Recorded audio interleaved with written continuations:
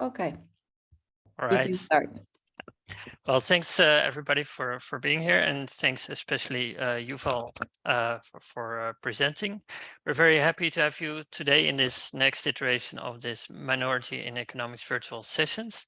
I think today's paper, even though completely outside of my personal field of expertise, is going to be interesting for us in a kind of a double way, both as economists and as educators. So I'm very much looking forward to this. So Yuval, the virtual floor is yours. Thank you very much, Vincent. Thank you all for coming. Thank you for inviting me.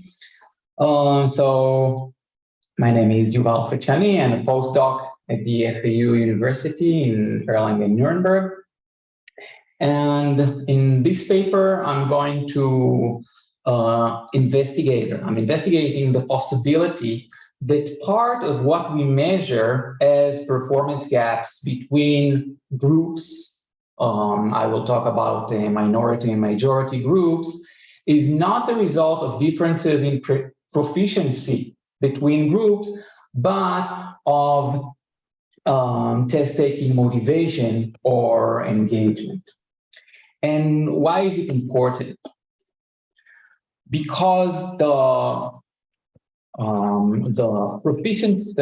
performance gap between minority and majority groups are a long-lasting issue of concern. And as we see here from United States and Israel, 8th grade students, the performance gaps are quite persistent and are not closing. But what do we take from this picture, from these differences?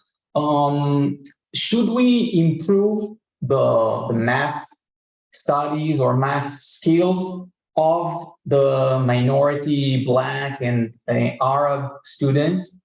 Or is it possible that it's something else? And in this presentation, I will suggest that while proficiency differences do exist between the groups, a significant part of what we measure as performance gaps is the result of low test-taking engagement of minority students. And why should this be the case? Because usually we use to measure performance of groups, we use standardized assessment tests that are low stakes to the examinee. Low stakes means that the students do not receive a grade that is important for them. Usually they don't receive any feedback about their performance. So there is no consequences to the students. And so the performance of the students in these low stakes assessments is determined not only by their proficiency in math in this example, but also, and with a much higher degree than tests with stakes, than in high stake tests, by their test-taking motivation, by their intrinsic motivation. So this is an issue if, for example, and this is the example that I will present, if minority students have lower intrinsic motivation or lower test-taking engagement, then these low stakes assessments that we use to compare the two groups will underestimate the performance of the minority students, or underestimate the ability of the minority students. And so, and if we will use high stakes tests, so stakes tests with consequences to the examinee, we expect it to affect the performance gaps that we measure. So if we take an extreme case, and let's look here on the differences in the low stakes grades between the Jewish and the Arab students in Israel. Let's go to the extreme case. Let's say that on the low stakes test, the Jewish students exert full efforts, are fully motivated and do the best they can. And the Arab minority students are much less motivated. So if we will increase the stakes, what do we expect to happen? The Jewish students will remain as they are because they are already doing the best they can, and the Arab students will do better. So differences in performance might persist, but we expect them to shrink, again, if indeed we are in a case that minority students are less motivated.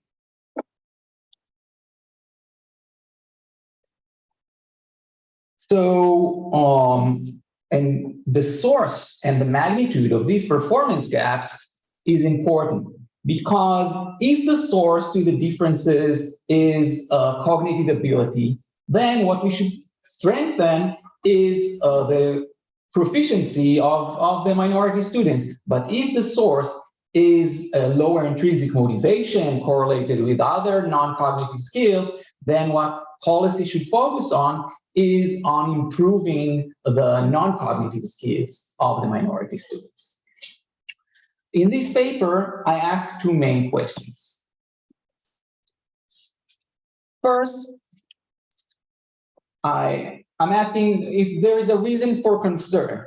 So, namely, is there evidence to lower test-taking engagement of minority students? To do that, I use an engagement measure on PISA 2015.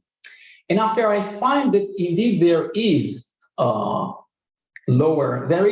to lower test-taking engagement, I move to the second question, which is, so how do these differences in engagement reflect, or what is the effect of these differences in engagement on the measurements of performance gaps in low stakes versus high stakes tests? A quick preview of the results. I will show that indeed there is evidence that minority students are less engaged, and I will show that taking my experimental results at face value, 60% of the performance gaps between Arab and Jewish students in Israel can be related or attributed to lower test-taking engagement of the Arab students.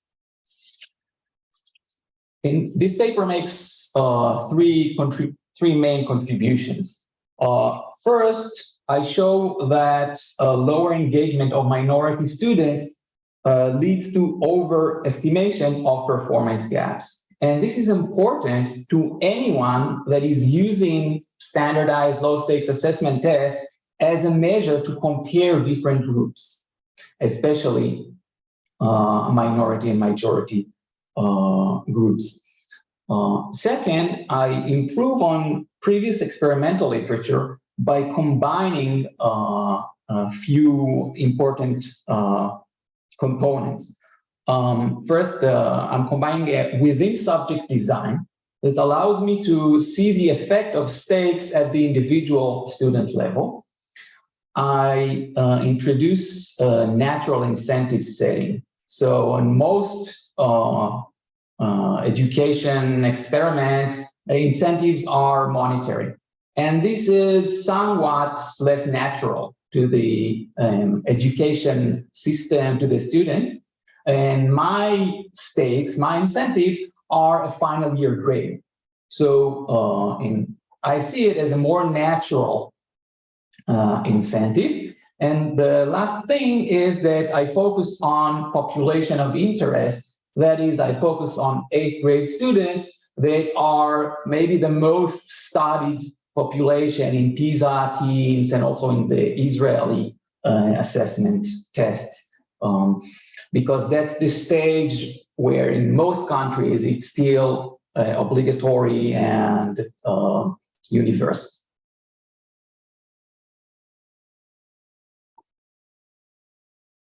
Last strand of the literature that I'm contributing to, and I will not have time to show it in the paper, is the strand that uses motivation filtering to address low test-taking engagement. The idea of these papers is to identify students that are answering the tests with low motivation, and filter them out. And by doing so, the papers claim that they improve the accuracy of the measurement and the validity of the measurements. And I show that by comparing the experimental results and the results from motivation filtering, I show that these used techniques can address only a part of the problem of test-taking engagement, because they identify only students that are really very low motivated, but they do not identify some decrease in motivation of students that are not really unmotivated. So this is the end of my introduction. Any questions?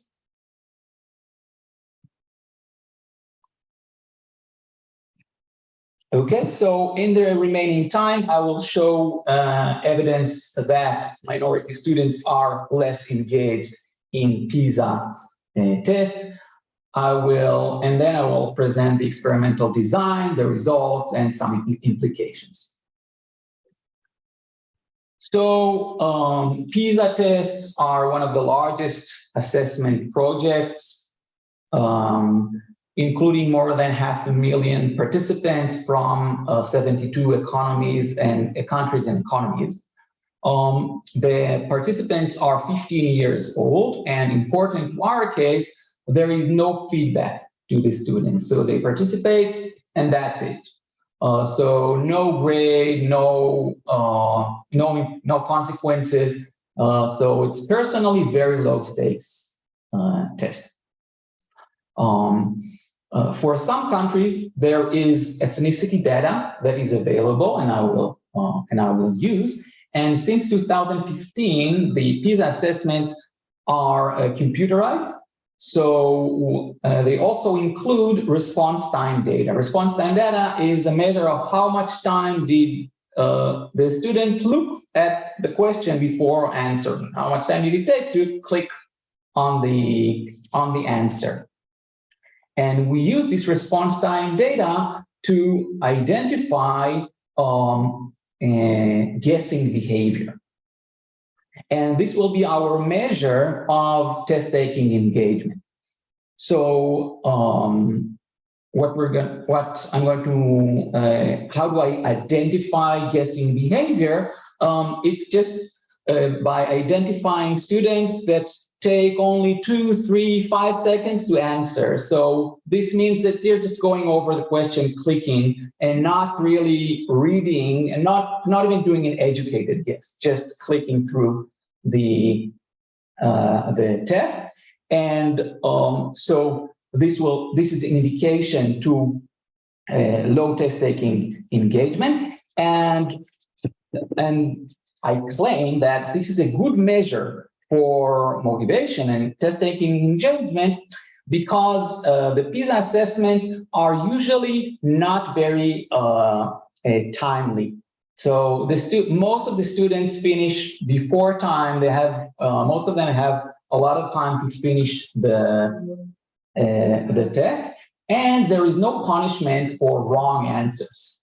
So if a student chose to skip an item, so a skipped item means that a student answered an item, then saw an item, skipped it, and moved to another item without making any guess, or quickly answering, so making a rapid guess, this indicates that the student is not very motivated, because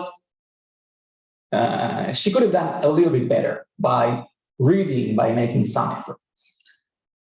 My measure is the proportion of items that were skipped or guessed per students, excluding items that the student did not read. So almost all students finish all the tests. If they didn't finish, I'm ignoring, as PISA also do, I'm ignoring items that the student did not reach. And I find that on average, minority students indeed skip or guess twice as much as majority students. So I show here the evidence from United States and Israel, and you can see that the Black Hispanic students skip and guess twice as much as the white students. And this is also the case in Israel, comparing the Arab and the Jewish students. Yes, yes. I had just a naive factual question. So you were saying these tests are computerized, but they would still be done in a school environment, or do they do them at home as well? No, they do it in a school environment, in a classroom. All students enter a classroom. There is someone supervising. And when they're done, they can leave the room. So that's sort of a real kind of opportunity cost of I don't know. I think it's the choice of the school what happens after they leave the room. So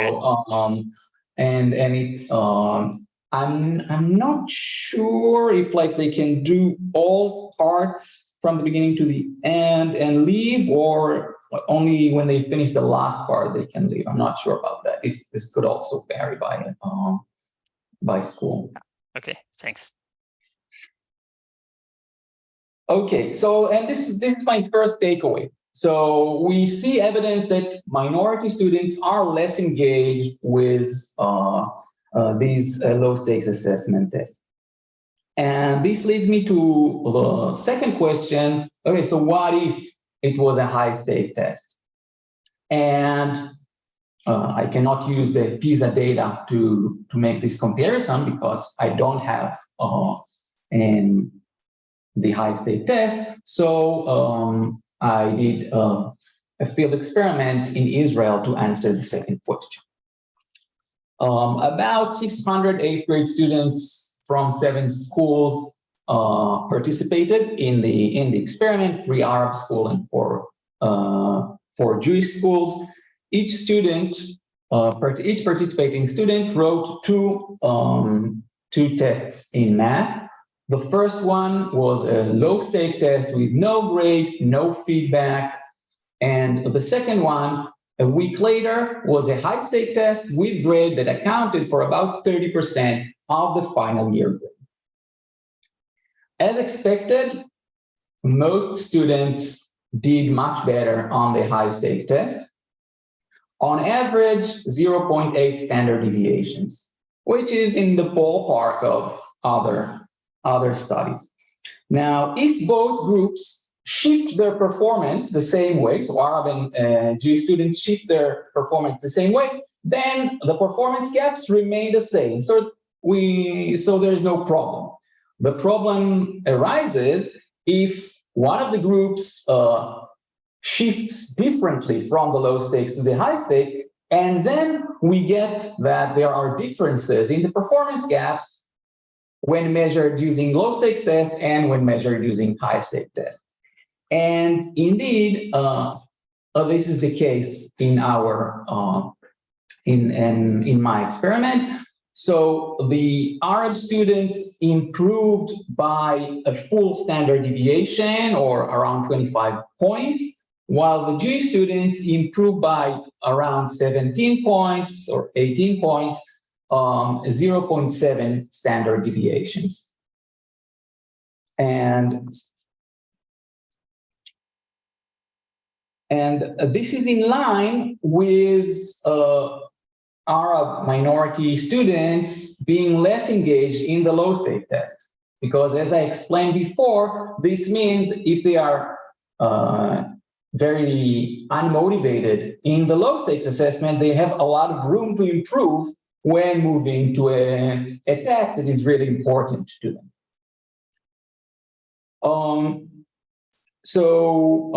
This 0.3 standard deviations difference is meaningful and significant. The within subject design allows us to also to see what happens beyond the mean. And in this dot plot, we see each dot represent a student, and the X value of the dot is the high stake grade of the students, and the Y value is the low stake grade of that student. And what we see here is that almost all the students perform better on the high stake test. And important for us is that we see that holding high stakes grade fixed, the Jewish students performed better on the low stake grade. Or if we look from the other way around, holding low stakes grade fixed, the Arab students improved more when moving to high stakes grade. Interesting to note that it only happened for the above median students. If we divide the students on their high stake grade, so this phenomena, this difference between the Jewish and the Arab students is only for the above median students.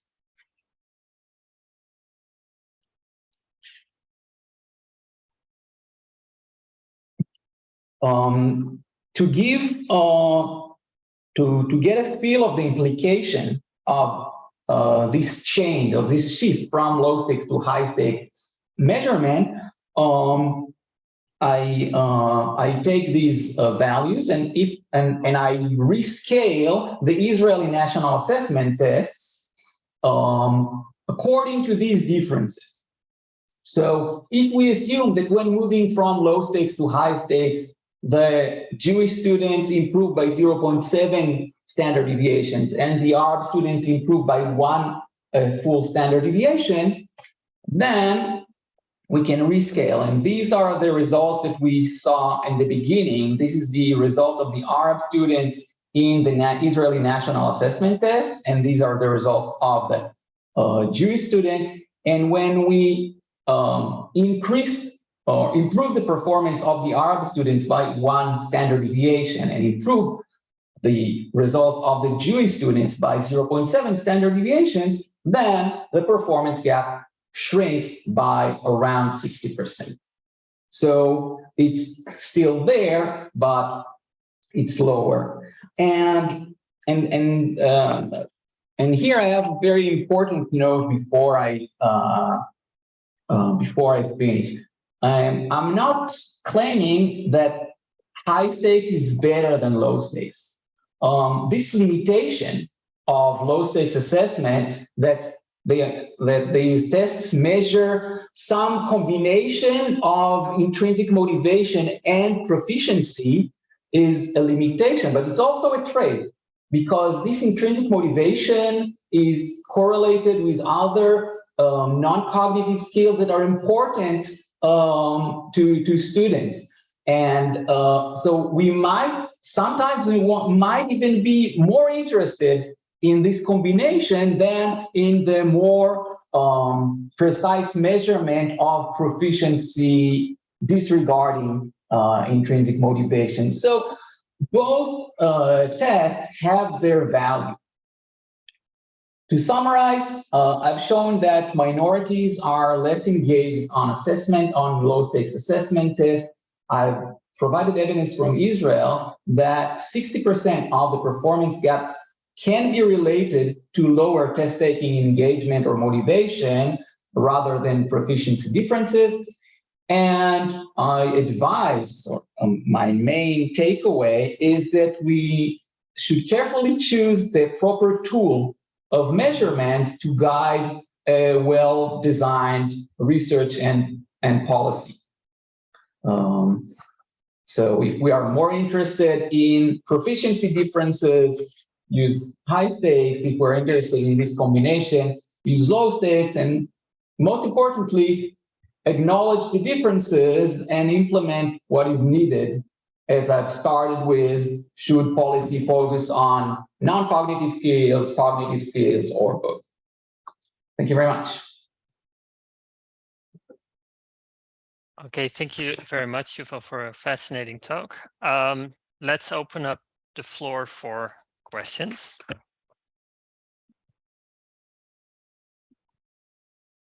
I could start with one. Maybe this is a clarification. Maybe you touched upon that with the scaling. So I was kind of wondering. So if you look at the overall variance of the test results, does that sort of change also when you kind of go from the low stakes to the high stakes? What do you mean overall variance? Just the variance of the test results. I was thinking maybe the sort of the gap shrinks when you go to high stakes, but maybe also just the overall variance of the results also. Yeah. So I was wondering whether if you scale by that, the change would still be as large. I don't. As far as I remember, I looked at it. There is not a very big difference in the standard deviation of both tests. So I don't think there is something significant there. But I will take a look at it again. Thank you. And then maybe just about the intrinsic motivation, which I think is fascinating to think about. Are there possibly other reasons why the test results for low stakes and high stakes tests could be different, that sort of maybe related to intrinsic motivation, but maybe also other factors? You might think about, say, sleep, or if there's an opportunity cost of time, maybe if you finish the test, you can study for your next exam or something like that. So maybe I was wondering if that somehow this difference in results could be somewhat attributed to, say, minority students just kind of making a difference trade-off, having different opportunity costs. Say maybe they have a higher opportunity cost of time, therefore choose to sort of spend less time on these sort of low stakes tests.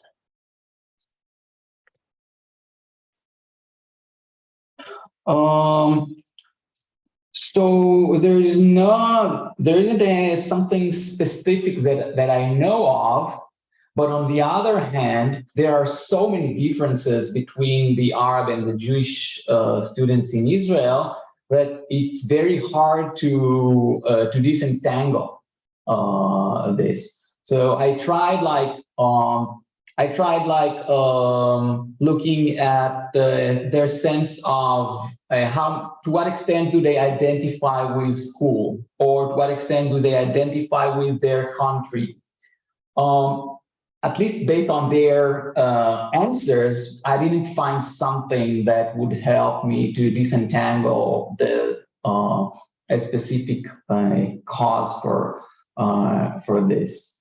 And so I'm cautious about saying lower motivation, because motivation is relatively specifically defined, and I didn't measure motivation, I measured the output, so I can't really tell whether it's intrinsic motivation or something else. So therefore, this is why in the title I'm saying it's just differences, it's just the effect of stakes on the measurements of the gaps. But I think this is a relatively good possible explanation.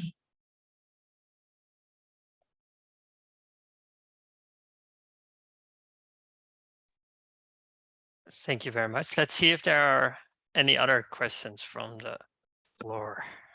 I have a question. I'm not able to raise my hand with Zoom, but it's not really a question. It's more of a comment. Do you know whether the teachers have different beliefs for Arab and Jewish students? So for my understanding, Jewish students are in different schools compared to Arab. Yeah. I was wondering also, like, how much of this low motivation that, as you said, it's an important because it's correlated with under non-cognitive skill. It's also related to the fact that maybe teachers are kind of like have beliefs that the Arab students are less good or less motivated.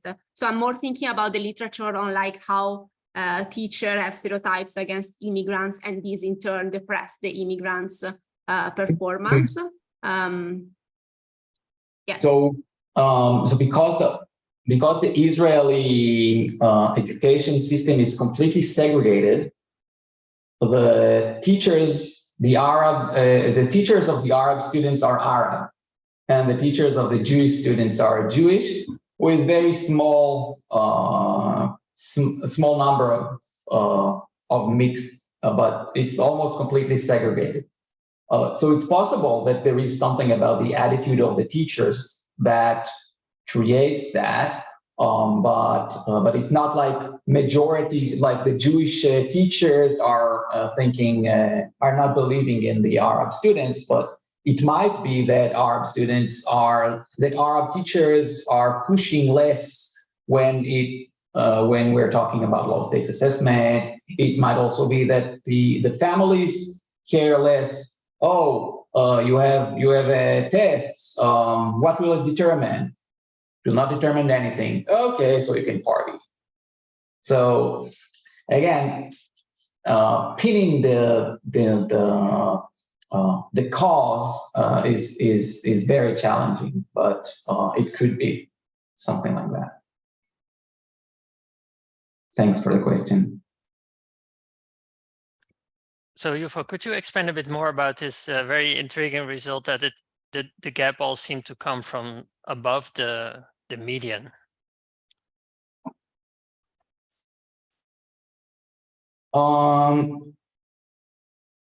So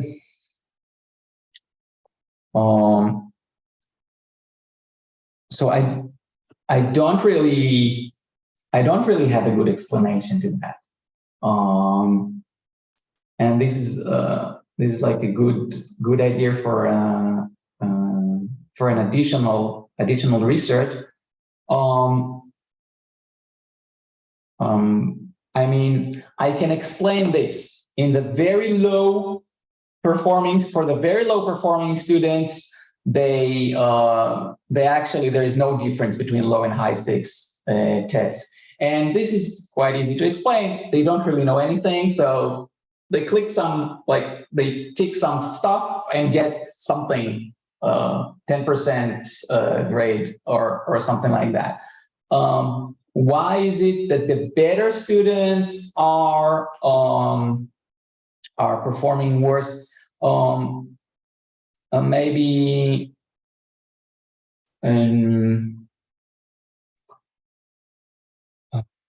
no, I don't have a good theory about that. It's important because in the what I've talked about before about the motivation filtering. So motivation filtering usually filters out of very weak students, very unmotivated students. So they don't capture, all this is not addressed when using motivation filtering.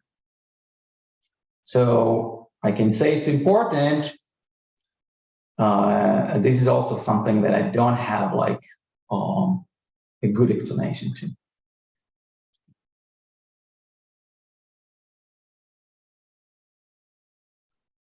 Thank you, Yuval. So let's see if there are more questions from the floor.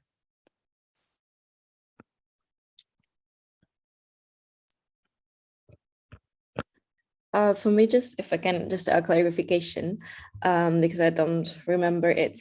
The motivation was basically increased by the fact that these tests were evaluated, and what else? That's it. Oh, the fact that it was evaluated. The fact that the high stakes tests determined 30% of the 5-year grade. Okay, and so that was it. And I don't know, maybe you have an idea.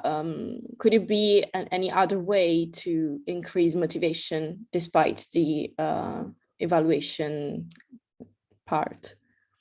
Because yeah. I'm thinking about an kind of experiment where you can't decide to give this test an evaluation because it's a matter of maybe the schools. So it's up to them to decide if it will be evaluated or not. And so I was wondering whether there is another way to increase the motivation apart. Well, I know that at least in Israel, schools do things to increase the motivation of students. They give them all kinds of T-shirts, like creating some pride for the school and the country. They give them some treats before the test. They call them the PISA team of our school because it's selected students. It's not like a whole class. I'm not sure it's a good thing. I mean, maybe. do we want this effect? I don't think that we want this, the effect of them having a T-shirt. I mean, we can't control that, and what do we learn from that? At least when it's low stakes, then we learn something about their intrinsic motivation. But if we're like artificially increasing their motivation, then what do we get there? So schools do that because it's really important for the education system. It's really important for the Ministry of Education. Oh, we've improved in PISA. But this kind of improvement is I don't think it's a good idea. And also maybe, do you have an idea if there are motivations that, yeah, you touched it before with the other question, but so if there are motivations that differently touch Jewish and Arab students? I mean, if they're motivated differently by maybe one of them is more competitive, so the idea of evaluating this test as a greater impact, while other are more could be motivated by, I don't know, other factors. I don't know if you have considered it or if you just have an idea about it. No. Like I've said, I've tried to, and I tried to go in the direction of personality traits, and I tried to understand like the differences between Arab and Jewish students in their personality traits, and then use this as an explanation. It has been shown that personality traits are correlated to some extent with test-taking engagement. If I would do this work again, I would measure personality traits, for example. Without the measurements in the experiment itself, it's very hard to provide an external explanation. I mean, it could be. We don't know that one group is more competitive than the other, but like I've said, there are so many differences between the groups, so it's very hard to pin the reason. Yep. Thank you. Maybe one last question from my side. It's a bit speculative, but so to what extent do you think that these sort of differences in intrinsic motivation affecting results kind of persist even for these high stakes tests? Like, to what extent do students with these high stakes tests fully realize what the stakes are? And do some of these intrinsic motivation differences sort of still play a role in those test results as well? And what would that kind of tell us about sort of, given that the effect seems to be mostly at the top end of the distribution, what does that mean for the extent to which we sort of missing minority students in, say, top universities, programs, and so on? It's a great question. I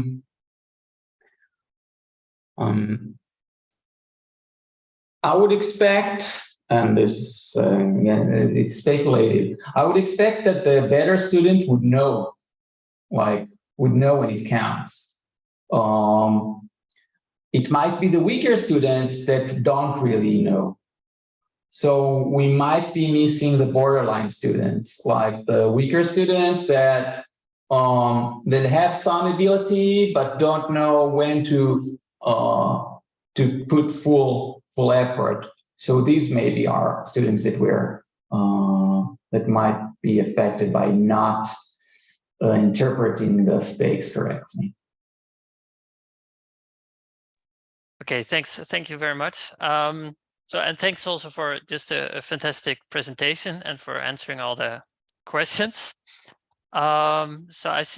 Unless there are further questions, I suggest we thank Yuval and wrap up this session. And the next one is, I believe, if I'm not mistaken, May 31, Sulin Sadusha will present then. Great. Okay. Thank you Thanks very a much lot. for the invitation. Thank you very much. Thank you.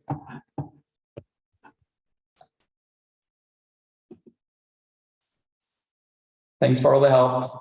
Thank you very much for joining. Bye. Presentation. Bye.